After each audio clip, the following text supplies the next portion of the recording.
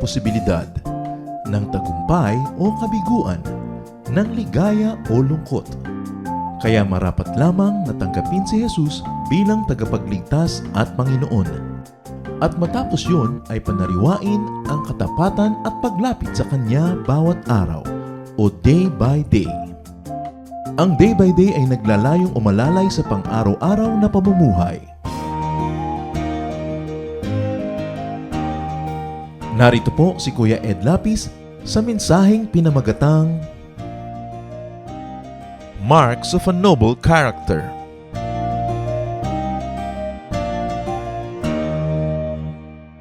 So Genesis 1:27, sa ulat tungkol kung paano nilikha ang tao, sabi po dito, God created man in His own image. In the image of God, He created him. So ang tao nilikha sa wangis ng Diyos, sa anyo ng Diyos, higit sa kanino mang nilalang siya ay hinilikha sa wangis ng Diyos. At nung nakasala ang tao, ano po ang ginawa ng Diyos? Para maibalik sa wangis na kaibig-ibig at kanais-nais, tinubos at nilinis ang tao. 1 Peter 1:18-19. For you know that it is not with perishable things, such as silver or gold, that you were redeemed, but with the precious blood of Christ. So sa una pong creation ay hininghan ng Diyos ng kanyang espiritu ang tao, at nung ang tao ay nagkasala at nagkamalit dumumi, hinugasan naman ng dugo ng anak ng Diyos ang tao. At sa 2 Corinthians 3:18, sinasabi ko ano ang marapat mangyari sa tao. And we, who reflect the Lord's glory, are being transformed into His likeness with ever-increasing glory which comes from the Lord. So ang tao po na nilikha sa wangis ng Diyos, narumihan, hinugasan ng anak ng Diyos, ng kanyang sariling dugo, at ngayon ay patuloy na binabago ng Espiritu ng Diyos upang manumbalik doon sa anyo na kawangis ng Diyos, subalit nasira dahil sa kasalanan. So, we were created in God's image, redeemed by the blood of the Son of God, and are being transformed through the work of the Holy Spirit into the likeness of God again. Therefore, man is to be of noble character. Ang tao, lalo na ang anak ng Diyos, ang mga mananampalataya ay marapat na marangal, marapat na mataas ang uri ng pagkatao, marapat na parang maharlika, noble. Kaya ito po ang ating pag-aaral ngayon, madalas ay nalilimutan maging ng mga mananampalataya ang pagiging marangal, to be of noble character. And the title of our study today is Marks of Noble Character. Marapat na hanapin natin ang mga palatandaang ito sa ating buhay, at marapat na ito ay ating ipanalangin. Aming Diyos, salamat po sapagkat kami ay nilikha ninyo, ang tao ay nilikha nyo. Matapos magkasalay, tinubos nyo pa ng dugo ng iyong anak na si Jesus.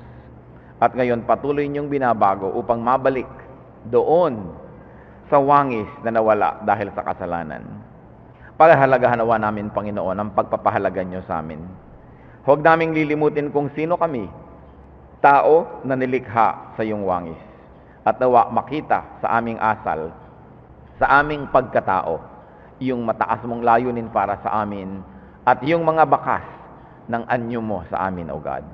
Turuan niyo po kami sa pag-aaral na ito.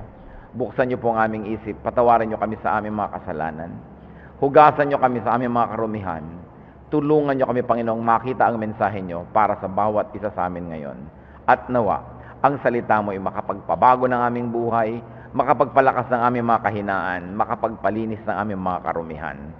Pagliwanagan mo kami, Panginoon, ng iyong karunungan. At ang yunawang karunungan ang siya naming masundan, hindi ang aming mga sarili lamang na mga asal at kagustuhan. Protect us, O Father, from all works of evil men and evil spirits. Protect us from all malicious plans of the evil one, even our loved ones, our households, everything that you have given to us, and everyone that you have given us, O God. May you bless each one of us. And may you give us, Lord, your spiritual, emotional, and intellectual blessing. Magkaroon kami ng matang bukas para makakita ng dapat makita, taingang nakikinig ng dapat marinig, pusong sumusunod sa dapat sundin. Kayo po ang siya maging tagapagsalita ngayon, Panginoon. Mangusap po kayong may kapangyarihan, at nawa ang kalooban niyo maganap sa aming buhay. Sa pangalan ng iyong anak na si Jesus, aming tagapagligtas at tunay na guro, ito po ang aming dalangin. Siya nawa. Ano po ba ang ibig sabihin ng noble? The dictionary defines noble as having high moral qualities. Hindi ibig sabihin dugong bughaw, hindi ibig sabihin anak ng mga prinsesa at prinsipe, pero tayo dahil anak ng Diyos, ng hari ng mga hari, dapat lang tayong noble.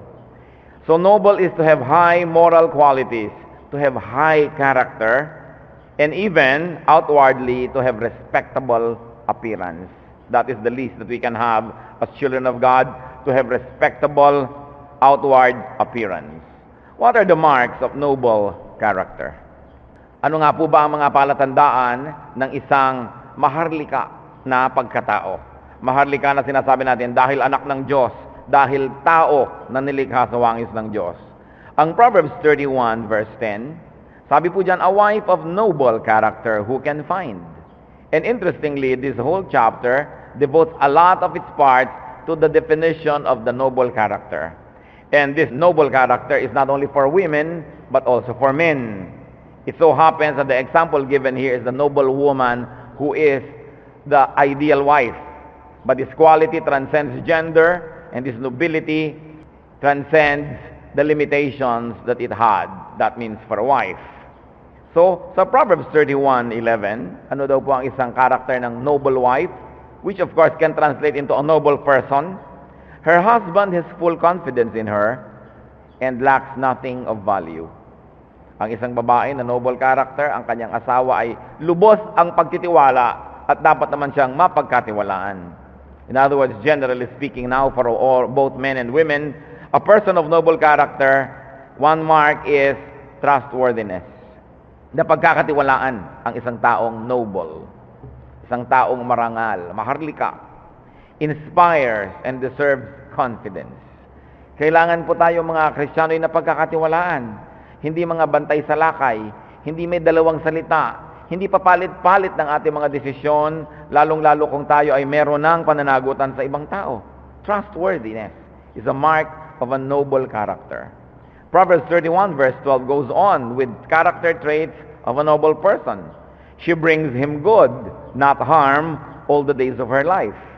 Once more, the original context talks about the wife bringing good to her husband all the days of her life. So, a noble person has positive presence. The noble person brings good, not bad, to the people he comes into contact with. Hindi pinagsisisihan ng taong nakilala ka, hindi pinagsisisihang napalapit sa iyo, hindi pinagsisisihang ipinakilala ka sa kanyang mga mahal sa buhay, dahil ang dinadala natin sa tao ay kabutihan lamang at hindi kasamaan. It is a mark of a noble character. Proverbs 31:13, she selects wool and flax and works with eager hands. Namimili siya ng mga materials for weaving, and she works eagerly. In other words, mark of a noble character, industry. Masipag ang isang taong marangal. Ang isang taong marangal ay marunong magtrabaho at magaling magtrabaho. Proverbs 31:27, she watches over the affairs of her household and does not eat the bread of idleness. Once more, originally referring to a noble wife, but then generally referring to noble character. That you watch over the affair of your own household. Inuuna mong ayusin, tingnan ang iyong sariling sambahayan, ang mga malapit sa iyo, ang iyong mga pinangungunahan, at hindi ka daw tamad. Hindi yung walang magawa. Alam niyo yung mga taong walang magawa, ang iniimbento niyang gawin, madalas masama. Madalas nakakasama. Kaya ang taong busy, mas madali maging banal, sapagkat naubusan na siya ng lakas, ng energy, ng panahon, para sa mga bagay na masama. Kaya po ito umaalingaw-ngaw doon sa buong kasaysayan ng Biblia at hanggang sa 1 Thessalonians 4:11 sa New Testament, make it your own ambition to lead a quiet life, to mind your own business, and to work with your hands, just as you were told. In other words, a person of noble character has skill at work. A person of noble character has marketable skills. Meron siyang mga alam na pwede niyang pagkakitaan. Meron siyang alam na dahil doon maaari siyang maging productive and fruitful. At pagka po tayo ay productive and we are fruitful, what happens? We become respectable. Pero kung ikaw ay tamad, pabigat, linta na sumisipsip ng dugo na yung mga kamag-anak ng mga malapit sa'yo, hindi ka kagalang-galang. Walang gagalang sa'yo, hindi natutuwa ang mga taong nandun ka, at ito hindi dapat na nakikita sa mga anak ng Diyos. Proverbs 31:18, in her hand she holds the distaff and grasps the spindle with her fingers. Once more, another allusion to weaving. Ang mga kababaihan po noon sa Israel, maging sa Pilipinas, ay magagaling maghabi ng tela. Sapagkat ang mga babae ay nagtatanim sa bukid, nagtatrabaho sa mga patanim, pero pag naitanim na ang mga halaman at iniintay na lamang na ito'y lumago at mamunga, ang mga babae naman ay hindi nagiging tamad at pabaya, sila ay nagwi-weave, naghahabi. At inabutan ko pa ito nung araw, kahit yung mga magsasaka na nakikita ko, pagkatapos magtanim ng mga palay, sila ay nagniniting, nagtatating, nagdunulsin ng mga panyo, ng mga ine-export. May mga ginagawa sila. Nagtataka ko ngayon, there is so much idleness. Maraming mga babae, umagang-umaga pa lang, hindi pa nagmumumog, nagkikipagchismisan na sa kapitbahay. At tanghali na, hindi pa nakakapagsaing dahil sobrang nawili sa mga kwentuhan at mga chismisan. Yan din ang ginagawa ngayon ng sobrang telebisyon. Maraming mga tao na dapat sana ay busy sa bahay pero lagi na lang nakatunganga sa harap ng TV, iyak ng iyak sa kapapanood ng mga drama, sa kapapanood ng mga Meksikano, ng mga Koreano at mga pag-ibig maging ng mga taga-ibang planeta na yata. Masyadong nakahiwalay sa katotohanan ng buhay. Too much television makes people idle and unproductive. Alam niyo po sa Japan noon kung paano sila unang nakarecover matapos ang gyera na sila'y pinulbos halos at naubos ang lahat-lahat. Ang mga babae sa mga baryo-baryo nila ay nag-assemble ng mga electric fan, ng mga plancha at kung ano-ano. Dinadala ng mga pabrika sa bahay-bahay kasi nag-aalaga ng bata yung mga babae, so may ginagawa din sila sa kanilang mga bahay. Napakaraming oras ang nasasayang, hindi lang ng kababaihan, pati ng kalalakihan dito sa atin. Umagang-umaga pa lang, naglalasi ka na. Alas 10 pa lang, mga pasuray-suray na at sasaksakin ang unang dadaan. Kaya nagkakasira-sira ang ating lipunan sa sobrang kawalan ng ginagawa ng tao. Tapos nagtataka kung bakit mga mahirap. Tapos inaasahan na lang yung kaisa-isang kamag-anak na overseas Filipino worker. Lahat nakadagan doon, lahat humihingi, lahat umaasa, pero lahat gusto mag-mall, lahat gusto may cellphone, at gusto yung cellphone, yung pinaka-latest pa, yung may bread toaster sa loob. Ang gusto pa nila laging mga nagde-debut, akala mo mga prinsesa, ang mga nakagown pa't magbababa sa kilalaki mga hagdan, kahit na inutang lang ng magulang ang pang-debut. Napakarami nating mga ginagawang di dapat ginagawa ng mararangal na tao. We must live within our means and be productive. At dapat hinahangaan ng tao sa kanyang skill at work. Anong ginagawa ng mga kabataan ngayon? Imbis tumutulong sa mga gawain sa bahay, imbis nagkakaroon ng mga summer job, nakasubsob lahat sa mga computer, nakasubsob sa mga electronic, mga gadgets, at ang pinakapahinga nila mag-mall. Tapos nagtataka tayo kung bakit tayo ganito. Ang mahusay daw pong tao, at dinedescribe dito yung babae, Proverbs 31 verse 15, she gets up while it is still dark. She provides food for her family and portions for her servant girls. Napakagaling niya. Maaga pa lang ay gumigising na. Hinahanda ang pagkain ng kanyang pamilya, binibigyan ng pagkain ng kanyang mga katulong, at binibigyan ng mga assignment kung ano mga gagawin nila araw-araw. Ang isang babaeng hindi marunong sa bahay, kahit bigyan nyo ng 10 katulong, magulo pa rin ang bahay niyan. Kasi siya dapat na nagmamanage, anong gagawin mo, anong pwede mong gawin, anong trabaho mo ngayong araw na ito. So, one mark of a noble character is organization. Organized dapat. The noble person has time. The noble person is seldom in a hurry. The noble person is unhurried, unruffled, quiet as a pool without blemish on its face. Sapagkat napakarami pong mga kahihiyan at napakarami mga indignities ang inaabot ng isang taong nagmamadali. Nagmamadali, naiiwan ng kailangang dalhin, nadadapa, umiinit ang ulo, napapaaway, sumasabog ang bag. Maraming mga disgrasyang nangyayari sa isang taong nagmamadali. Very undignified. Kaya kung gigising ka lang ng 1 hour earlier than usual at hindi ka matutulog kasing himbing ng sawa na gumigising lang paggutom, maraming mga kagalang-galang na bagay na mangyayari sa isang tao. Organization. 1 Corinthians 14:40, but everything should be done in a fitting and orderly way. Kaya maraming mga pamilya, nagpipiknik na lang, nagbabangayan pa yung mag-asawa kasi naiwan ang pangkayod ng buko, naiwan ang tsupo ng bata, naiwan ang ulam, naiwan ang ganito. Kasi nag-aapurahan nung aalis kasi tanghaling maggisingan.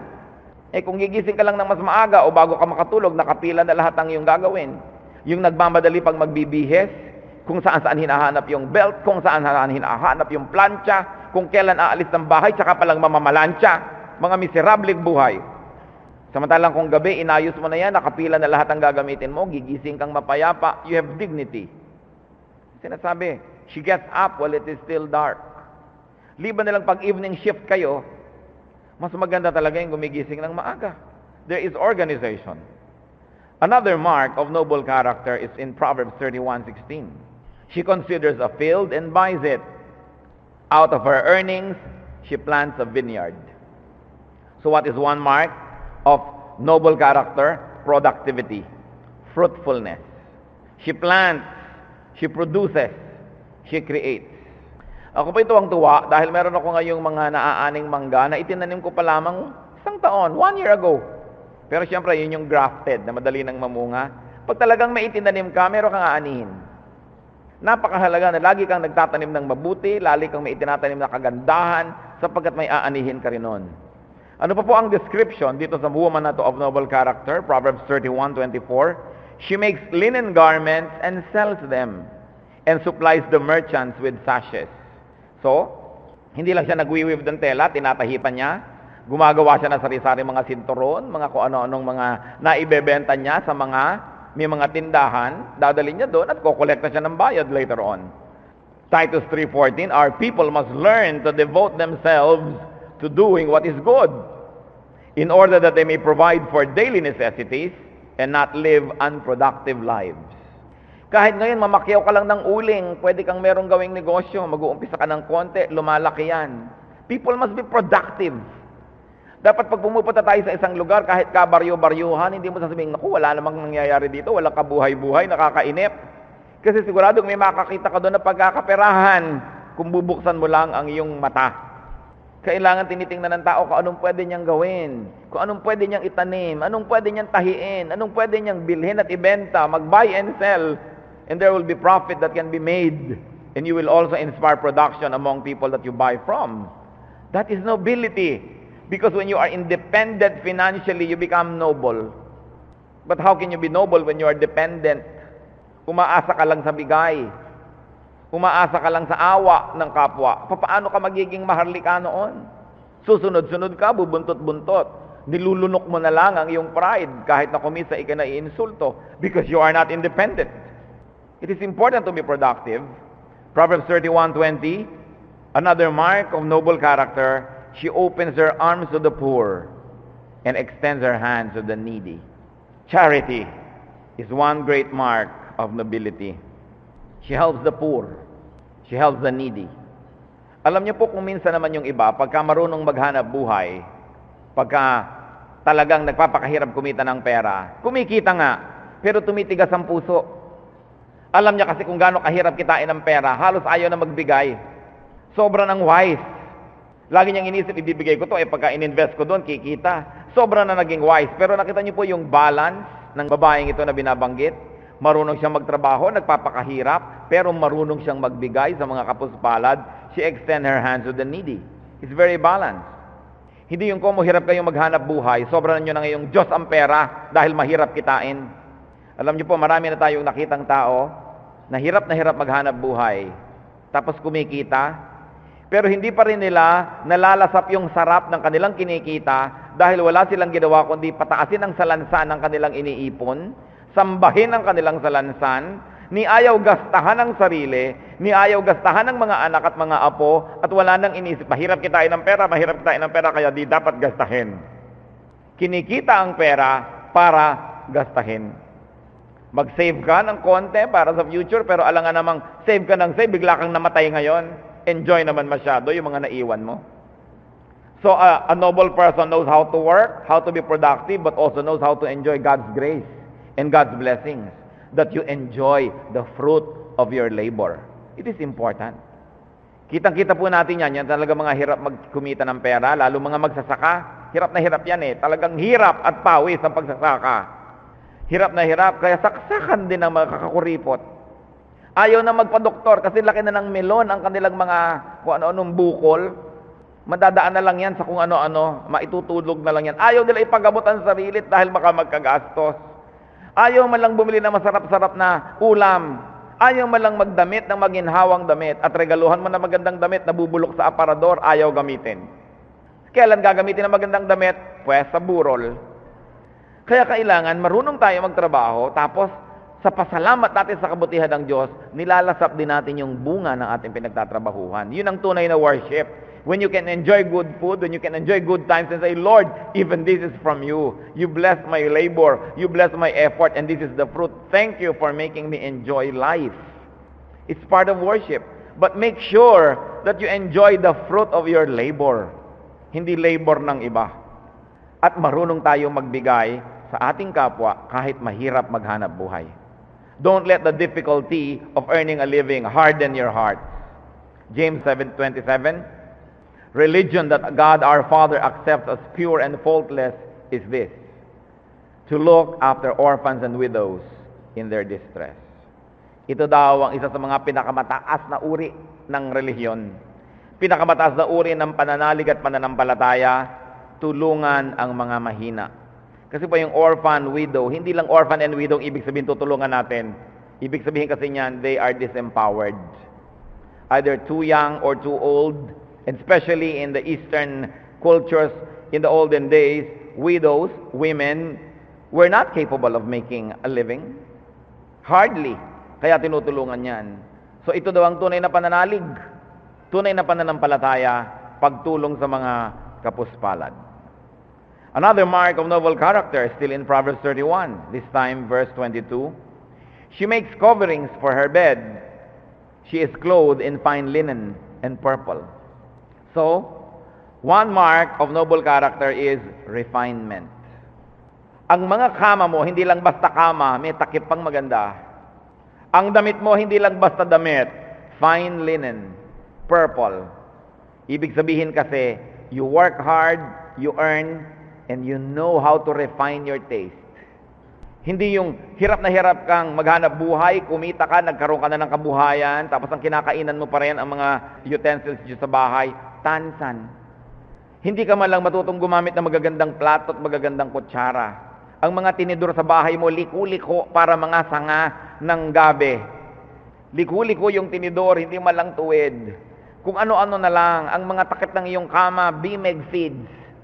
Hindi balik kung yun lang talagang kaya mong ma-afford, pero sabi, kung masipag ka, gumagawa ka ng paraan, kumikita ka, dapat nire-refine mo rin ang iyong taste. It's part of worship.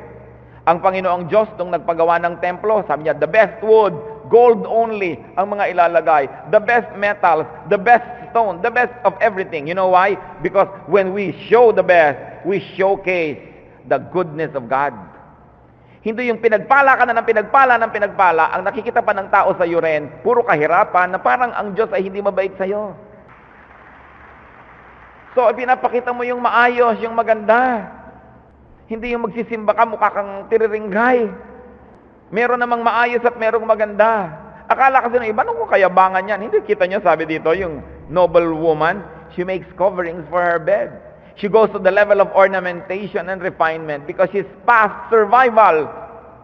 And when we're past the level of survival, we should so find things. Kaya nga, kung hindi ka na masyadong gutom at ikaw ay kumikita na, anong ginagawa mo? Uma-attend ka naman sa theater. Nanonood ka ng mga cultural programs. Nagbabasa ka ng poetry. Because you've got to graduate to a finer level of humanness. That's why you can begin to appreciate the arts, the beautiful. Hindi yung ang dami-dami na ibinigay sa iyo ni Lord, ang gulo-gulo pa rin ang buhay mo. Parang hindi siya naging mabuti. Baka tuloy bawiin at ibigay sa iba. Pero titingnan niyo, hindi niya inuubos sa pagpapagarbo ang kanyang pera. Nagbibigay siya sa mahirap, tumutulong siya, kumikita siya, pero marunong din siya mag-enjoy. And when you look at her, you say, she is noble. She is blessed.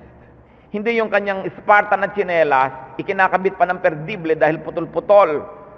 Tas ang dulo ng kanyang mga kamison. No? Nakabuhol na lang yung mga tirante ng kanyang bra. Samantalang may ibibili naman. Bakit? Sabi ko noon, she makes coverings for her bed. This means so much, ha?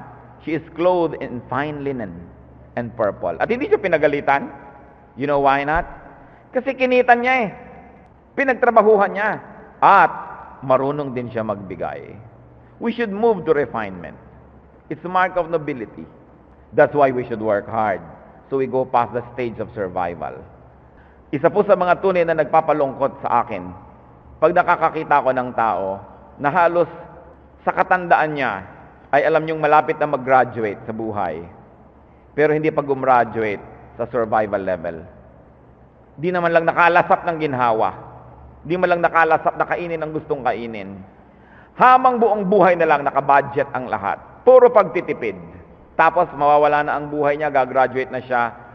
Kulang ang enjoyment niya sa inihanda ng Panginoon na blessing para sa lahat ng tao. Ang luwag-luwag ng planeta, hindi tayo dapat siksikan. Ang dami-daming pagkain sa planeta, wala dapat nagugutom. Kung minsan sa Europe, kung minsan sa Amerika, itinatapon, sinisira nila ang mga kamatis, maging alak, maging gatas, para lang ang presyo huwag sobrang bumagsak dahil may oversupply. Meanwhile, half of the earth is hungry. Hindi gutom dapat ang planeta, hindi dapat gutom ang tao. There is only inequitable distribution of the wealth of the planet. Ang mga itinatapong pagkain pati sa mga fast food, pag 15 minutes na naiprito ang manok at hindi pa nabili, itatapon na yan kasi masisira ang image nila at ang kanilang quality. Meanwhile, just beyond the wall, sa kabila ng pader, ang daming nagugutom ng mga tao doon, pero itatapon ang pagkain dito. Hindi lang tayo marunong mag-manage ng ibinibigay ng Diyos. Hindi dapat gutom ang tao. Kaya hindi dapat tamad ang tao. At yung mayayaman at mga productive, tulad ng babaeng binabanggit natin, hindi dapat sakim. Marunong sila dapat magbigay. Marunong sila dapat mag-share. This is nobility. Because every human being is created in God's image. Hindi siya dapat parang aso na nagkakalkal ng basura at naghahanap ng makakain doon. Hindi siya dapat na nagtitinda ng kanyang laman sa mga gilid-gilid at sulok-sulok dahil siya ang kanyang katawan dapat temple of the Holy Spirit. Hindi siya dapat tatanghod-tanghod sa kumakain at tatakam-takam sapagkat napakaraming pagkain, napakaraming prutas, napakaraming gulay dito sa mundo. But what is wrong? Because people don't behave like humans that God created. People behave like beasts, unkind to one another, unproductive. That's why it is happening. Another mark of noble character is in Acts 17:11. This time we digress from Proverbs 31. Now the Bereans were of more noble character than the Thessalonians, for they received the message with great eagerness and examined the scriptures every day to see if what Paul said was true. Meron po ditong paghahambing ng dalawang uri ng Kristiyano, yun daw Bereans at yung Thessalonians. At sabi sa Acts 17, the Bereans were of more noble character than the Thessalonians. Bakit? Pag daw nag-preach si Paul, bagamat eager sila na pakinggan ito, pupunta muna sila sa Bible at i-check nila kung ang sinasabi ni Paul biblical. At yun daw ang ibig sabihin ng more noble. Siguro yung Thessalonians, kahit ano nalagang marinig, paniwala agad. Kaya sa atin po ngayon na panahon, mga kapatid, sino ang more noble Christian? Yung hindi naniniwala na lang agad-agad, basta-basta. Hindi yung tamad na kung sinabi ng speaker, ganun, paniniwalaan na. Checkan muna niya sa Bible. Una, kung nandun nga, at pangalawa, kung tama nga ba yung interpretation, tama ba yung reading. So anong nobility dito, mga kapatid? Commitment to the truth. Hindi yung may inattenda na seminar, bigla agad paniniwalaan at lulunukin na lahat ang narinig doon. Litong-lito na tuloy siya dahil sa dami ng seminar na pinupuntahan, hindi man lamang iniisip, hindi sinasala, hindi pinag-aaralan at sinusuri. Ang more noble character daw, tulad ng sa Bereans, examine the scriptures to see if what the speaker says is true. Kailangan yun ang nakikita sa mga anak ng Diyos. Commitment to the truth. Not being easily deceived. Not being gullible. Now, what are the fruits of noble character? Proverbs 31:21. Nasa Proverbs 31 ulit tayo. When it snows, she has no fear for her household, for all of them are clothed in scarlet.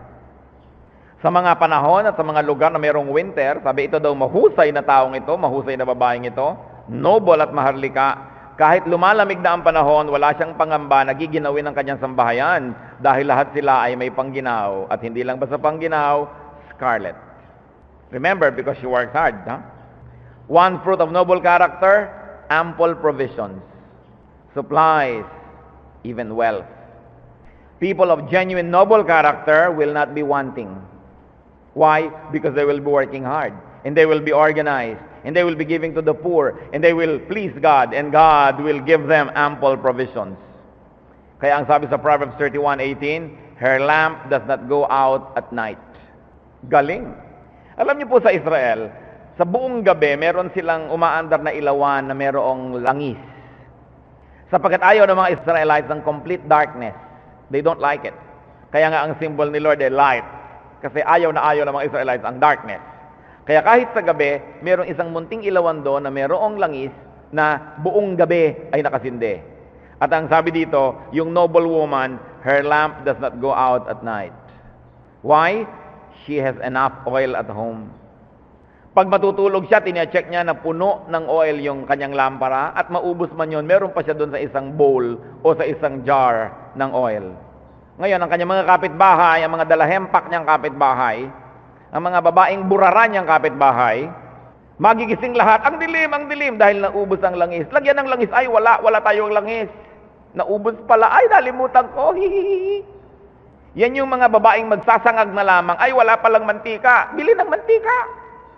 Nakalagay na ang bawang sa kawali at magigisa, ay wala palang sibuyas, takbo, bili ng sibuyas. Sa kalagitnaan ng pagluluto, ay nawala ng gas, naku, walang reserba, paano kaya ngayon yan?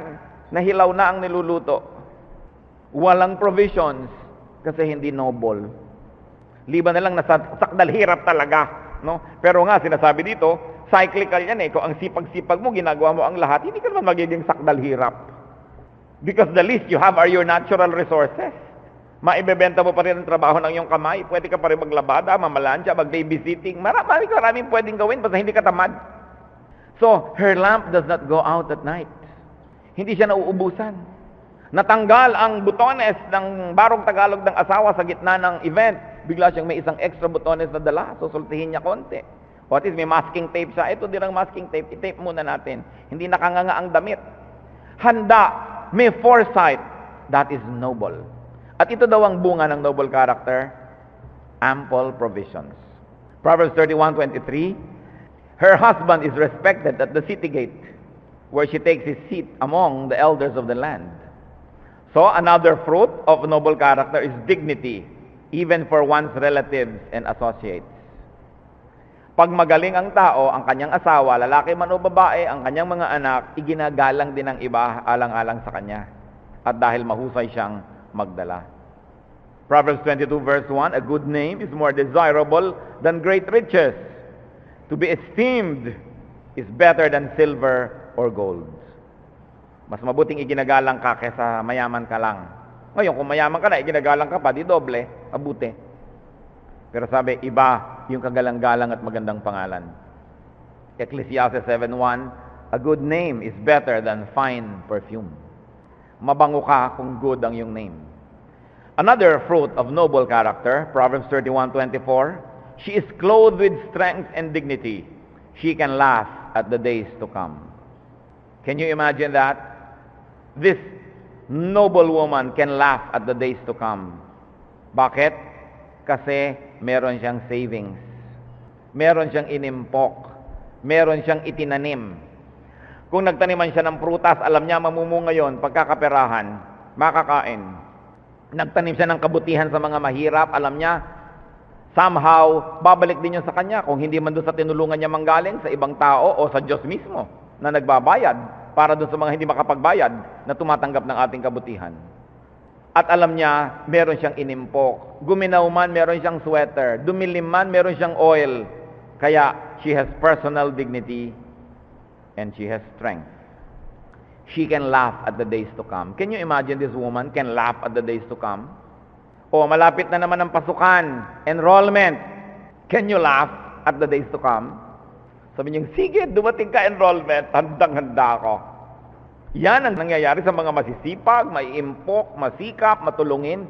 They can laugh at the days to come. Sa pagtanda, tatanda ako, baka ako mapilay, o ilang wheelchair ang bibiling ko? Anong kulay? Pag nagpa-hospital ako, saan ko ba gustong ospital? Ang pinipili mo saan sa ospital, hindi yung may ibabayad kaya ako. Hindi yung naghihingalo ka pala, labas na po ako, lumalaki na yata ang bill. You can laugh at the days to come. And this is an effect of being dignified, being noble. Because you work hard, and you are godly, and you seek the truth, and you give to the poor. The Lord will bless you, and you can laugh at the days to come. Proverbs 31:28, another fruit of noble character. Her children arise and call her blessed. Her husband also, he praises her. So you see, there is approval. This is fruit of noble character. There's approval. There is admiration. There is praise. And remember, the praise is not of distant audiences, but of close relatives. Marami po kasi mga tao very charitable. Naku, nakikita mo na sa lahat ng charity. Pero yung pala, sabog-sabog ang bahay at puro sama ng loob ang maririnig mo sa anak tungkol sa kanyang nanay o natatay niya. O kaya napaka-sipag na Christian worker, present sa lahat ng mga events, activities, tapos sa papabayaan ng sariling bahay at reklamo din ang inaabot mula sa mga anak. Kaya ang sabi dito, her children arise and call her blessed. Her husband also, he praises her. Dahil ang tunay na nakakaalam ng tunay nating pagkatao ay ang ating mga kasambahay. Madali na linlangin yung mga nasa labas. Pagkatapos, yung pala, pabaya ka sa loob ng yung bahay. Kaya sabi, can you imagine this noble person? Ang inyo ba mga anak, arise in the morning and call you blessed? Pagpunta ba nila sa hapagkainan, sasabihin nila, blessed naman ang nanay natin o ang tatay natin.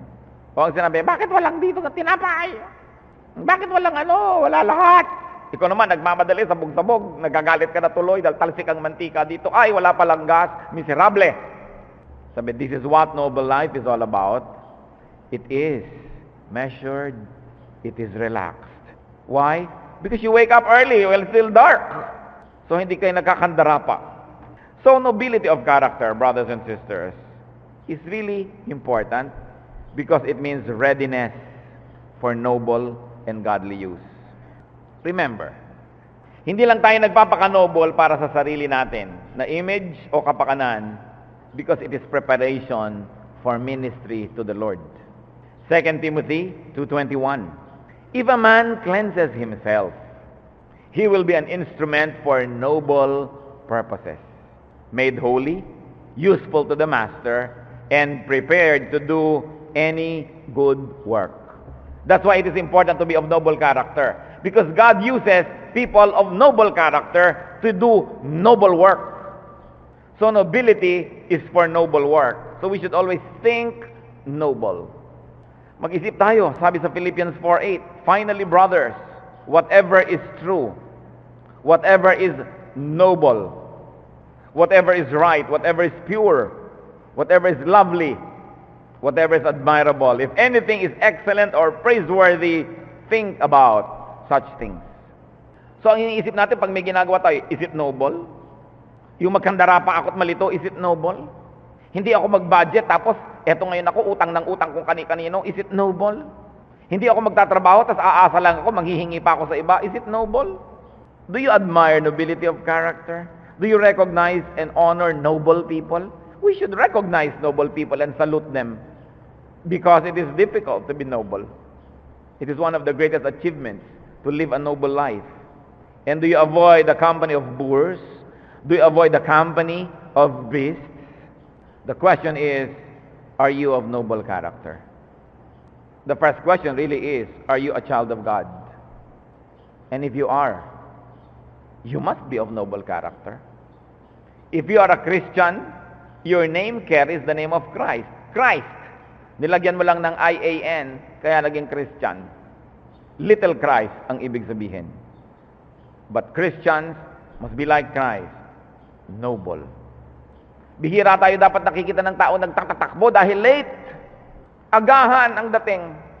Nalilito dahil hindi handa, maghanda. Nagugutom dahil walang baon. Alam mo nang may pupuntahan ka, there's a possibility na baka magkagutuman, nagagawa ka man lang ng isa, dalawang sandwich, maglalagay ka man lang sa bag mo ng isang mansanas o bayabas, may makain kapag nagkagutuman. May maliit kang bote ng tubig, hindi yung ikaw ang una agad na uhaw. Yung iba hindi pa uhaw ka na, talo ka na nun. Kaya hindi ka na makakonsentrate dahil uhaw na uhaw ka na. To be noble takes preparation. To be noble takes hard work. But that's the only way to go if you're a child of God. Live noble lives. Kaya mahalaga rin, our emotion is in check. Hindi ka sobrang ma-in love na nagpakanda. Aba-aba ka na dahil lang sa iyong pag-ibig na ayaw pansinin. So many people debase themselves just for romantic love. Kakahabol sa hindi naman umiibig sa kanila. Kailangan igalang mo naman ang sarili mo. Hindi ka na iniimbita sa isang pagtitipon, pipilitin mo pang isaksak ang sarili mo doon. Be noble, be respectable. Napaka-importante po mga kapatid, tayo ba merong nobility of character? Sa mga pinag-usapan natin, alin doon ang assignment natin para sa ating sarili? Aming Diyos, salamat po sa paalala nyo through Proverbs 31 sa isang maharlikang babaeng ito. Hindi maharlika sa dugo, kundi maharlika sa asal, sa kilos, sa gawain. Ituro mo sa amin, Panginoon, babae man o lalaki, yung mga anak na nakikinig ngayon. Kung anong dapat namin gawin so that we can continue to improve and we can continue to have noble character. Sa mga kapatid, Panginoon, na napaka-noble na ng kanilang character, salamat sa iyong gawain sa kanilang buhay. Nawa, lalo pa ma-refine, lalo pang tumaas ang antas ng pagkatao because you want to see us grow from glory to glory, to get nearer and nearer to perfection. Because that is what you want of us. Nawa, Panginoon, makita mo ang iyong mga anak, kagalang-galang, kapita-pitagan, nakaka-inspire, nakakapagpalakas ng loob, nakaka-bless, nakakatuwa na makasama. Ipakita mo ang aming mga kapintasan at ituwid nyo kami. Salamat din, Panginoon, sa mga katangian na naibigay mo na sa amin habang kami sumusunod sa iyo. We admire noble people, O God, around us. Teach us, Lord, to salute them, to honor them, to encourage them. And may you see nobility in us, in our character, so we can be inspiration to other people as well. Sandali tayong manalangin ng panahimik, mga kapatid. Ilapit natin ang ating mga sarili. Siyasatin ang ating mga sarili. Ano bang karakter natin? Iginagalang ba tayo ng iba? Usually, how people treat us is a reflection of how we treat ourselves. At kung meron tayong mga dapat baguhin, hihingi ng Panginoon ng kapangyarihan. Ang salita ng Diyos ay hindi nadidinig para pakinggan lang, ito'y nadidinig at dinidinig para sundin. Makipagniig tayo sa Panginoon ng sandali.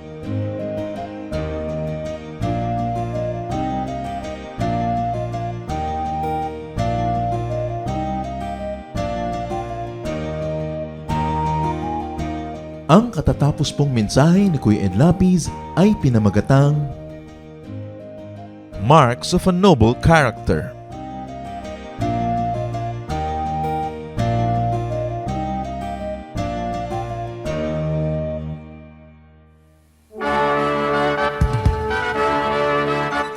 Halina't sama-samang sumamba at magdiwang sa Day by Day Jesus Celebration kasama si Kuya Ed Lapiz.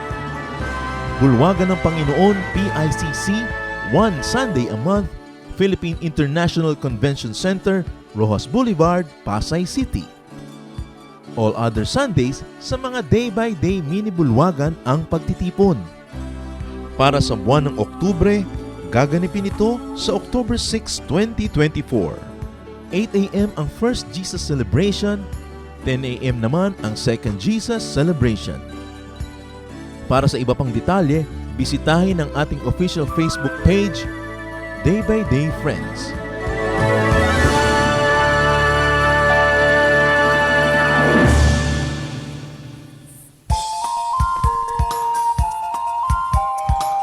Ako po si Kuya George D. Macali.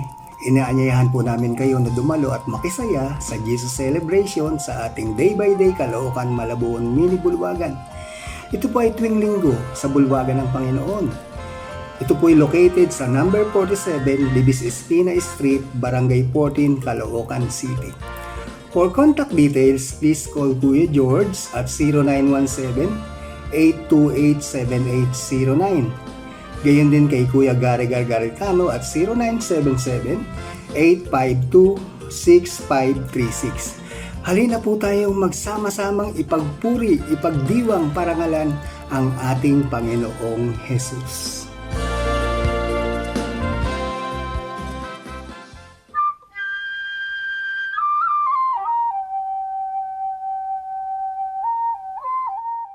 Napakasarap pong pag-usapan at itampok ang mga hiyas ng ating bayan at ngayon po ang ating itatampok na hiyas ay isang kasabihan. Ang mga kasabihan po ng ating bayan ay talagang tunay na hiyas sapagkat kailangan ng katalinuhan, ng damdamin na malalim at ng bukas na kaisipan upang sa pang-araw-araw na buhay ay makakita ng mga batas ng buhay, generalizations in life na maaaring mai-apply natin sa pang-araw-araw at pangkalahatang mga kalagayan natin. Ang atin pong mga magulang, ang ating mga ninuno ay nakapag-ipon ng mayamang koleksyon ng mga kasabihan.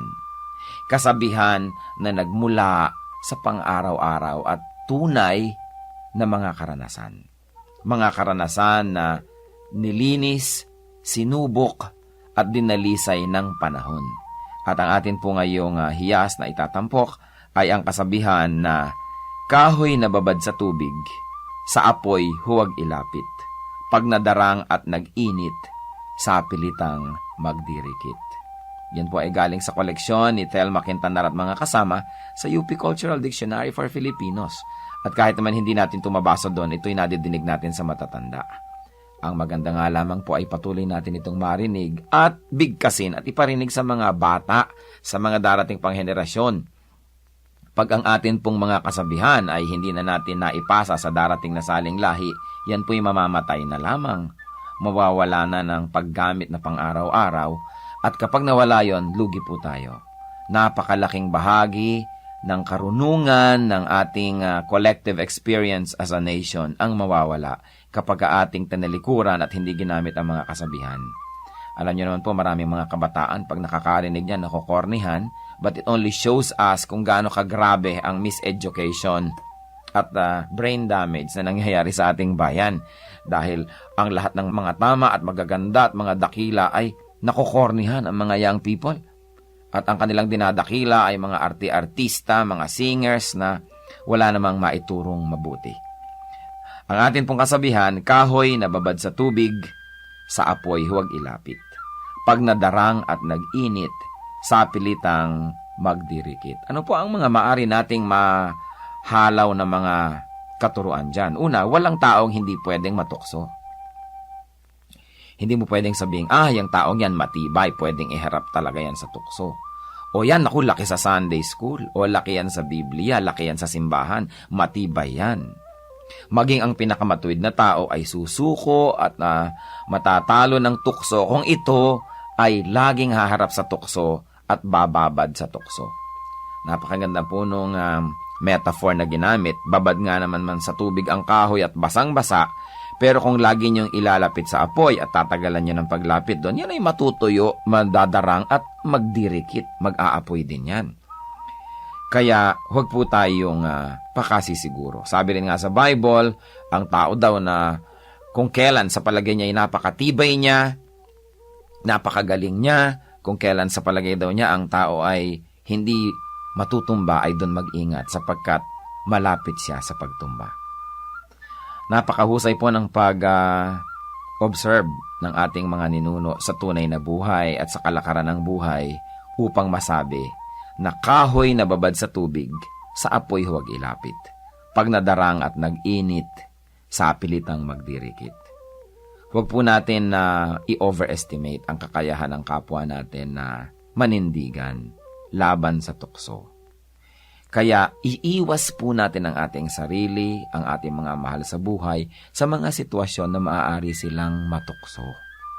Maski gaano kalaki ang pagtitiwala natin sa kanila at sa kanilang nakaraan, maski gaano pa kalaki ang ating pananampalataya na sila'y magiging matibay, makabubuting iiwas sila o ang ating mga sarili sa tukso. Hiyas ng ating bayan, kasabihang, kahoy na babad sa tubig, sa apoy huwag ilapit. Pag nadarang at nag-init, sa pilitang magdirikit.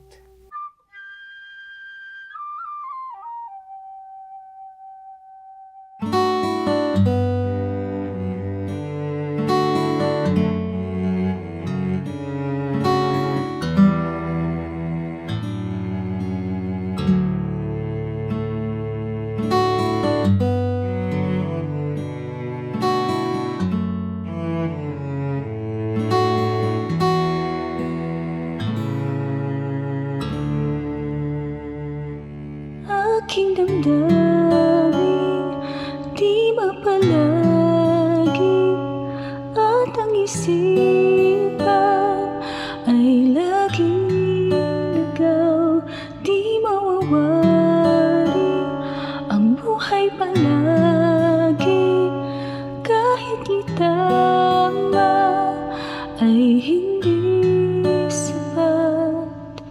Nais kong itama ang lahat, ngunit iabot at di sapat.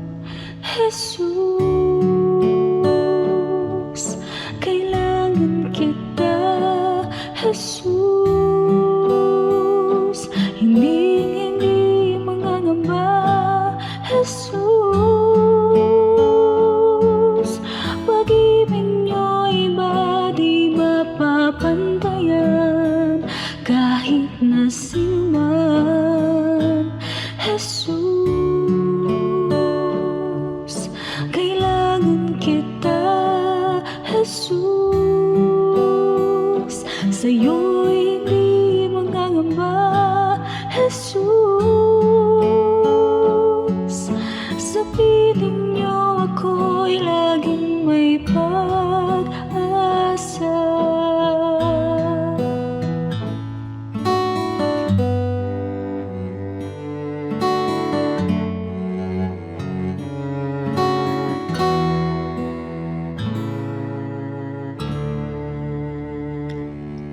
Aking damdamin di mapalagi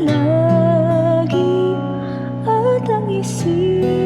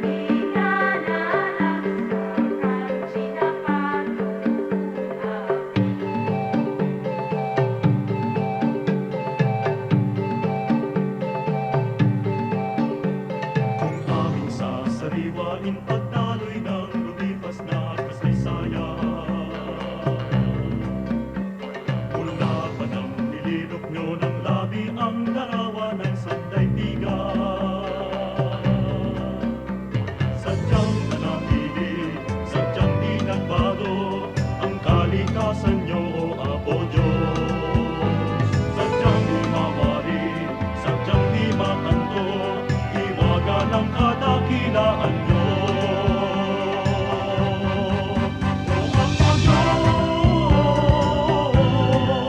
O Apo Diyos, O Apo Diyos,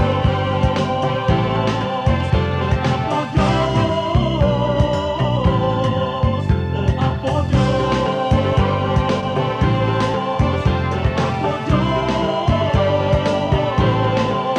O Apo Sila ang siyang hinangian, tinawag ng sanlibutan. Sa iyo lamang, Jesus, pagkas ang langit at ang diwa ng kalikasan. Walang ibang ibig, walang ibang layon, kundi kayo mo lamang, Apo Diyos. Pagkat walang hari, walang Panginoon, ang hihigit sa kamahalan niyo. Apo Diyos, Apo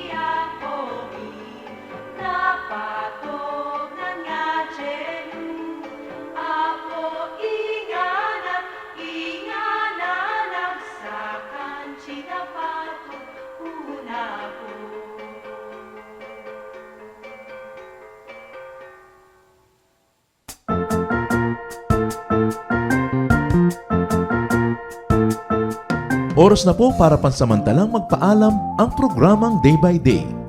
Tayo po'y magsama-sama tuwing ika-6 hanggang ika-7 ng umaga, araw-araw. Magandang umaga po at mabuhay ang Panginoong Hesus!